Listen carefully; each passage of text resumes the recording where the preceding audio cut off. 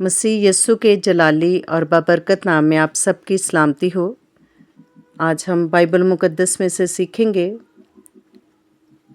عہد عتیق میں سے خروج کی کتاب، اس کا 20واں باب، اس کی پہلی آیت سے، جو خداوند نے مقدس موسیٰ کو 10 حکم دیے تھے، ان کے بارے میں ہم سیکھیں گے۔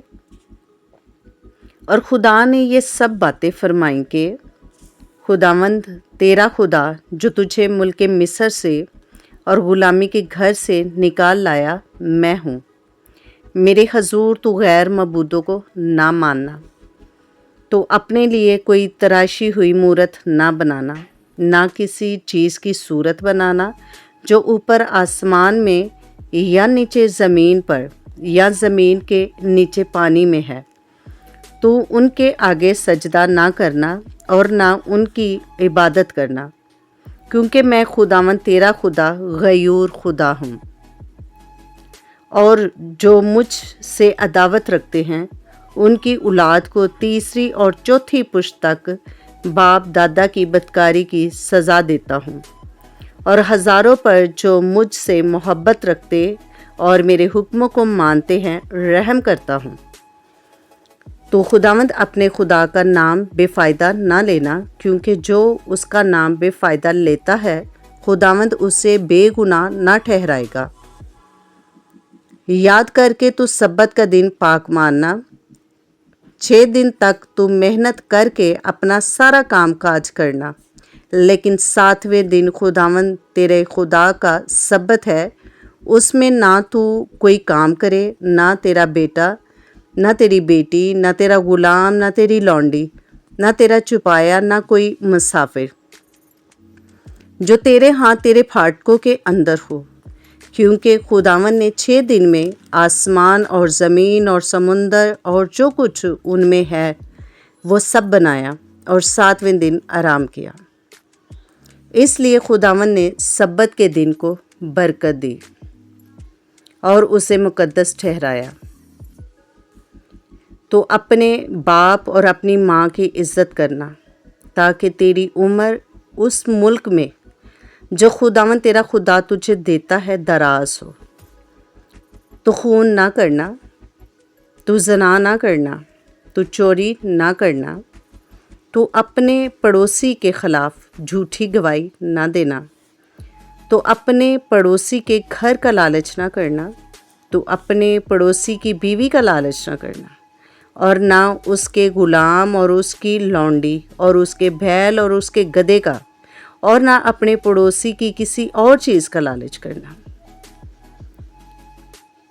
اور خود سب لوگوں نے بادل گرجتے اور بجلی چمکتے اور کرن کی آواز ہوتے اور پہاڑوں سے دھواں اٹھتے دیکھا، اور جب لوگوں نے یہ دیکھا تو کانپ اٹھے اور دور کھڑے ہو گئے، اور موسیٰ سے کہنے لگے، تو ہی ہم سے باتیں کیا کر اور ہم سن لیا کریں گے، لیکن خدا ہم سے باتیں نہ کرے، تا نہ ہو کہ ہم مر جائیں۔